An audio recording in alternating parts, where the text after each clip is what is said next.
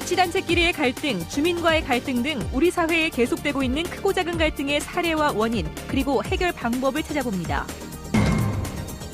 지능형 자동차 부품주행 시험장이 내년 3월 운영을 시작할 계획이어서 제품 개발 기간 단축에 큰 역할을 할 것으로 기대됩니다. 경북대학교 교수회가 총장 직선제를 유지하기 위한 마지막 방안으로 하민석 총장에 대한 불신임 투표를 실시했습니다. 2부 리그로 강등된 프로축구 대구FC가 과연 내년에 해결해야 될 과제는 무엇이고 나아가야 될 방향은 무엇인지 알아봅니다. 네, 여러분 안녕하십니까? 대구 경북 소식 전해드립니다. 우리 사회에 내재된 갈등을 없애고 공존과 상생하기 위해서는 우리 지역 내부의 갈등부터 제대로 짚어내고 이를 토대로 해결 방안을 모색하는 게 필요합니다. 이게 바로 국민 대통합의 첫 시작일 겁니다. 오늘 뉴스데스크는 지역 간 갈등 문제를 집중적으로 짚어봅니다. 먼저 박재현 기자가 우리 지역의 갈등 사례와 원인을 알아봅니다. 지난 10년간 경북 지역에서 발생한 지역 간 갈등 사례는 얼마나 될까? 경북대학교 연구팀 조사 결과 지난 2000년 이후 10여 년간 32건의 지자체 간의 크고 작은 갈등이 있었습니다. 지자체와 주민 갈등, 중앙정부와 지자체 갈등으로 범위를 넓히면 47건에 이릅니다. 먼저 대구시와 경상북도 간의 갈등 사례를 한번 살펴보겠습니다. 지난 2010년 이후 제자리 걸음만 하고 있는 대구 치수원 이전이 대표적입니다. 2003년 대구 유니버시아드 대회 개최 이후에 잉여금 배분을 둘러싼 갈등, 대구 영북 과학기술원, 디지스트 입지 선정을 둘러싼 갈등도 대구와 경북 사이에 일어난 갈등들입니다. 기초 지자체 사이에도 갈등이 잇따라 김천시와 구미시는 김천구미 KTX 역사 명칭을 두고 갈등을 겪었고 포항시와 청도구는 새마을운동 발상지를 두고 갈등을 겪었으며 송이 축제 원조 논쟁을 두고도 지자체 간 갈등이 빚어졌습니다. 범위를 한번 확장하면요. 계층 및 인연 갈등, 영혼원과의 갈등 등 전국적으로도 각종 해묵은 과제가 쌓여 있습니다. 유형별로 보면요. 공유재산과 인사권, 수리권 등의 간헐권 갈등이 절반에 이르고 공동사업과 관련된 갈등은 28%, 국책사업 유치 등 선호시설과 관련된 갈등은 각각 21%로 나타났습니다. 갈등의 원인은 단체장의 선거 공약과 인사, 주민 참여 등 정치 행정적 요인이 가장 높은 비율을 차지했고 경제적 요인과 사회문화적 요인의 순으로 나타났습니다. 이 같은 갈등 양상은 진통을 겪은 뒤에 해결되면 다행이지만 논란만 더 증폭되거나 상처와 후유증을 남긴 사례도 적지 않습니다. 지역 발전을 제어하는 갈등을 해결하기 위한 대안으로는 어떤 것들이 있는지 이어서 이상원 기자가 보도합니다. 갈등의 해결은 우선 객관적 기준을 선택하고 그 기준을 받아들이는 데서 출발합니다. 취수원 이전 갈등 양상에서 보듯 뒤늦게 기준을 제시한다면 신뢰를 무너뜨리게 돼 시점도 중요합니다. 당사자 간 자율적인 협상이 불가능하면 제3자의 조정 중재 역할을 따르는 것도 필요합니다. 물론 설득력을 가질 수 있는 공정성과 일관성을 유지한다는 전제가 있어야 합니다. 지자체와 전문가, 시민단체 등 공동의사 결정 체제를 구축해 폭넓은 지지를 확보해 협상 결과를 받아들일 수 있도록 해야 합니다. 당사자 모두의 욕구를 충족시킬 수 있는 창조적 대안 발굴도 절실합니다. 도라든지 아니면 좀 더 상위에 있는 중앙부처라든지 아니면 전문 연구기관이라든지 아니면 전문가 협의체라든지 이런 기관들이 뭔가 객관적인 시각에서 양쪽 입장을 조율할 수 있는 대안들을 많이 찾아내는 게 굉장히 중요하다. 대통령 직속 국민대통합위원회가 전국 각 지역을 돌며 계층, 이념 간 갈등, 영혼원 간의 갈등까지 범주를 넓혀 소통으로 해결하고 상생협력하자고 강조하며 갈등 해소에 나서고 있습니다. 우리가 최소한 국민 통합을 위해서는 이러이러한 것은 지켜야 된다. 이게 소위 그 미니멈 운동 같은 것이 필요한 거죠. 경상북도도 지역 갈등 극복에 적극 나서기로 했습니다. 또 저들도 현장에서 그런 부분을 좀 심각하게 생각하면서 정책도 하고 또 집행도 하도록 하겠습니다. 우리 사회의 각종 갈등이 점차 심화하고 있는 가운데 갈등의 다양한 양상과 원인, 문제 해결 방법을 알리고 공유하는 일은 필요합니다. 하지만 일회성의 행사와 구호만으로는 한계 있는 만큼 실천 가능한 방안을 강구해 실제 현장에 접목시키는 노력이 뒤따라야 할 것으로 보입니다. MBC 뉴스 이상훈입니다. 네, 다음 소식입니다. 이 대기업들의 근로자 불법 파견이 사회 문제가 되고 있는데 안전이 생명인 원자력 발전소도 예외는 아닌가 봅니다. 한전 계열사의 불법 파견 정황이 나와 파문이 확산되고 있습니다. 장성훈 기자입니다. 월성원전의 경상정비 업무를 맡고 있는 한전 KPS가 외부 협력사와 체결한 공사도급 계약서입니다. 공사금의 대부분이 인건비 관련으로 기계와 장비료 등 공정실비는 거의 다 빠져 있어 일반 도급 계약보다는 근로자 파견 계약에 가깝습니다. 실제로 한전 KPS가 협력사 직원들의 노무 관리를 직접 해왔다는 정황도 드러났습니다. 한전 KPS가 작성한 1일 공정일지입니다. KPS의 직접 지시로 자체 직원과 협력사 직원들이 함께 작업한 내용이 적혀 있습니다. 협력사 직원에 대한 안전교육도 자체 직원과 함께 실시했고 협력사 직원의 근태 사항까지 관리했습니다. 말이 협력사 직원이지 실제로는 적은 임금을 주고 자체 직원처럼 일을 시키는 불법 파견이라는 게 협력사 직원들의 주장입니다. 아침에 출근하면 KPS 사무실에 가서 KPS 직원들하고 똑같이 작업 배치를 받고, 그러면 직원이 그날 뭐 바쁜데 휴가 못 쓰겠다 하면 저희가 휴가를 못 쓰는 거고요. 특히 원전의 정비 업무는 안전성과 직결돼 정비 인력에 대한 부당한 처우가 정비 불량과 대형 사고로 이어질 수 있다는 우려가 큽니다. 불법 파견과 이런 저임금은 원자력 경상정비 노동자들의 이 생존을 위협하는 문제이자 국가기관 시설인 원전의 이 안전에도 심대한 영향을 미치는 사안이라고 생각을 합니다. 이와 관련해 포항고용노동지청은 최근 한전 KPS 본사 서버를 압수수색하고 관계자들을 소환하는 등 대대적인 불법 파견 조사에 나섰습니다. 기본적으로는 원칙 부정을 하는데 증거가 제시되는 부분에 하나에 가지고만 수동적으로 인정하는 그런 분위기입니다. 그래서 압수수색을 하게 됐습니다. 한전 KPS 측은 정비 업무의 특성상 발생할 수 있는 오해라며 불법 파견은 아니라는 입장입니다. 돌발적인 어떤 문제점이 발생되는 경우가 많아요. 그러다 보면 이제 그 상황에서 이제 어떻게 해달라고 요구를 하고 하면은 근데 그게 이제 직접 지시 형태로 비춰질 수도 있고. 한전 KPS는 국내 원전과 수력 화력발전소의 경상정비 업무를 사실상 독점하고 있는데 대부분 월성원전처럼 도급 계약 방식으로 협력사 직원 1,200여 명에게 업무를 맡기고 있어 앞으로 불법 파견 논란이 확산될 전망입니다. MBC 뉴스 장성훈입니다. 이처럼 외부에 정비를 맡기는 것도 모자라서 임금을 적게 주다 보니 원전 관리가 소홀할 수밖에 없습니다. 올 들어 발생한 원전 고장의 절반이 정비 후 2개월 안에 발생했습니다. 계속해서 이규설 기자입니다. 올 들어 국내 원전에서 발생한 고장 내역입니다. 지난 7월 울진 한울원전 5호기가 증기 발생기 이상으로 정지되는 등 모두 9번 고장났습니다. 이 가운데 조작 실수로 밝혀진 1건을 제외하고 고장 8건 가운데 4건이 정비 후 2달 안에 발생했습니다. 전문가들은 부실한 원전 정비가 고장의 원인이라고 지적합니다.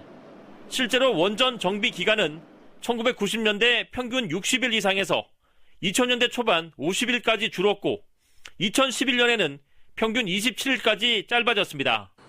게다가 발전소 정비업체 한전 KPS는 정비 업무를 하는 외부 협력사에 임금을 적게 주고 힘든 작업을 맡겨 부실 정비의 원인이 되고 있습니다.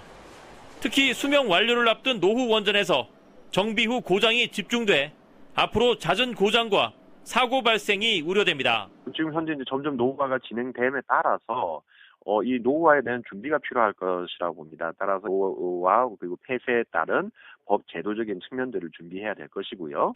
국내 원전 24개 가운데 절반이 2030년이면 수명이 끝나는 노후 원전이어서 지금처럼 고장이 되풀이된다면 안정적인 전력 공급에 큰 걸림돌이 될 것으로 보입니다. MBC 뉴스 이규설입니다. 경북대학교 교수회가 하민석 총장 불신임 투표를 실시했습니다. 총장 직선제를 유지하기 위한 마지막 카드를 내민 것입니다. 금교신 기자가 보도합니다. 총장 직선제 폐지를 반대하며 1년 넘게 대학 본부와 마찰을 빚어온 경북대 교수회가 결국 총장 불신임 투표에 돌입했습니다. 지난 9월 투표에서 89%가 총장 직선제를 찬성하는 것으로 나타났지만 하민석 총장을 비롯한 대학 본부가 이를 무시하고 직선제 폐지를 밀어붙이고 있기 때문입니다. 학칙과 규정을 유린하고 교수 총리를 거부하고 전국 최초로 학칙기구화된 경북대 교수회를 철저하게 부정하는 총장에 대해서는 마지막 카드를 쓸 수밖에 없다. 교수회는 지난 3월 총장 불신임 투표를 실시하려다 함 총장이 협의체를 구성해 총장 직선제와 관련한 학칙과 규정을 재논의하기로 약속하자 투표를 잠정 유보했습니다. 대학 본부 측은 그러나 총장 직선제를 폐지할 수밖에 없다는 입장을 분명히 했습니다. 그 폐단에 대해서 우리도 익히 알고 사회 여론도 안 좋고 교육부도 재정적이나 행정적으로 했던 제재를 간다하고 하니까 그래 이제 바꿀 때가 됐다. 총장 불신임 투표는 오늘부터 이틀간 부재자 투표, 9일부터 사흘간 본투표가 진행됩니다.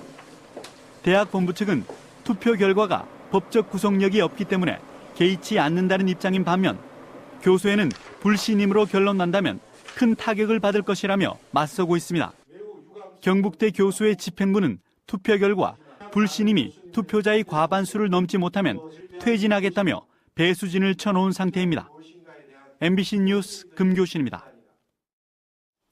관련 업계가 학수고대하던 지능형 자동차 부품 주행 시험장이 내년 3월 운영에 들어갈 계획이어서 시험평가 비용 절감과 제품 개발 기간 단축에 한 몫을 톡톡히 할 것으로 보입니다. 서성원 기자가 보도합니다.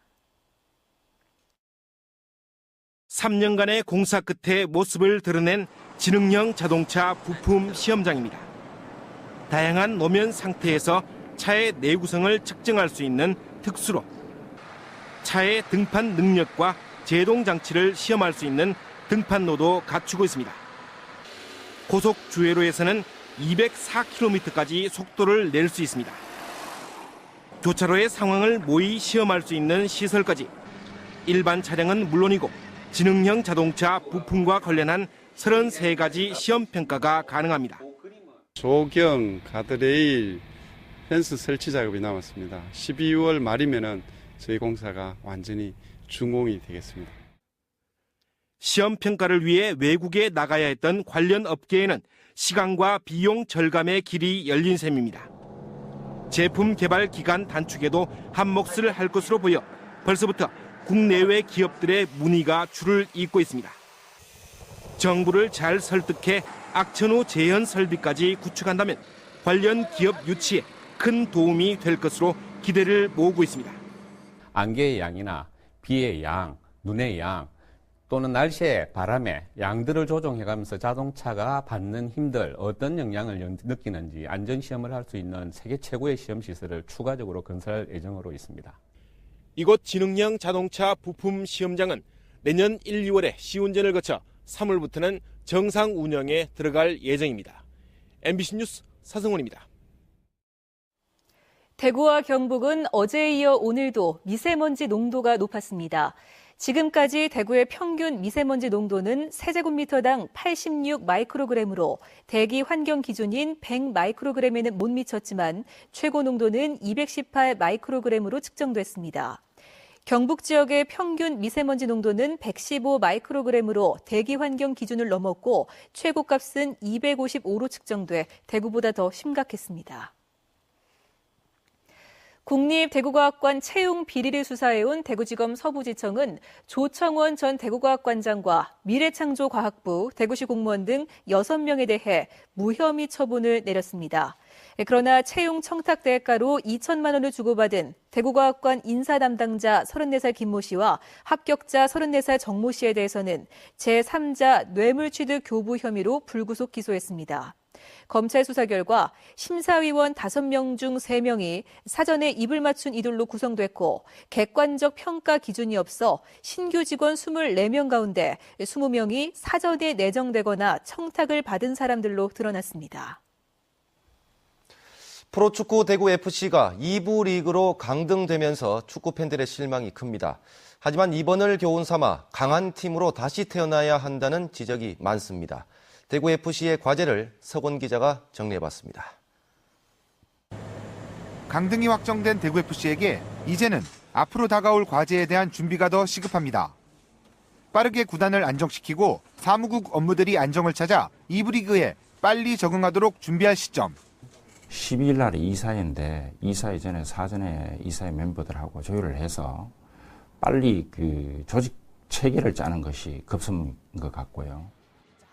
중장기적으로는 구단의 분명한 색을 수립, 팀 고유의 전통을 만들어가며 팬들에게 확실한 이미지로 다가서는 기회로 삼아야 합니다. 또 지역공헌 활동에선 늘 앞서 나갔던 만큼 지역 밀착, 유소년 육성과 같은 부분들은 지속적으로 이어가야 할 대목. 시민들에게 더욱더 다가가고 그런 모습들을 저희가 보여줌으로써 시민들이 이제 2부 리그에 있지만 더욱더 저희를 사랑해 준다면 저희가 더 건강한 클럽으로 될 수 있지 않을까 생각합니다. 강등이라는 위기를 장기적인 비전과 지역민과 함께 가는 노력을 확장 발전시키는 계기로 삼는 것이 대구FC에겐 1부 리그 승격보다 더 큰 과제이자 목표로 떠올랐습니다. MBC 뉴스 석원입니다. 경북교육청은 내년도 무상급식 예산을 올해 764억 원보다 42억 원 삭감된 722억 원으로 책정해 도의회에 제출했습니다. 경북교육청은 하지만 내년도 경북 지역 학생 수가 18,000여 명 줄어들기 때문에 무상급식 비율은 현재와 비슷한 수준을 유지한다고 밝혔습니다. 경북 지역 23개 지자체 가운데 100% 무상급식을 하는 곳은 군이 유일하고 나머지 지역은 부분적으로 무상급식을 실시하고 있습니다.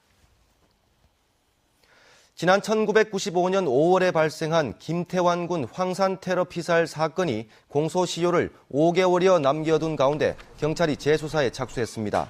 대구 동부경찰서는 최근 황산 테러로 숨진 김태환군의 유가족과 시민단체가 새로 나온 증거를 제출하며 재수사를 요청함에 따라 당시 유력한 용의자 A씨 등을 재조사하는 등 담당팀을 지정해 재수사에 나섰습니다.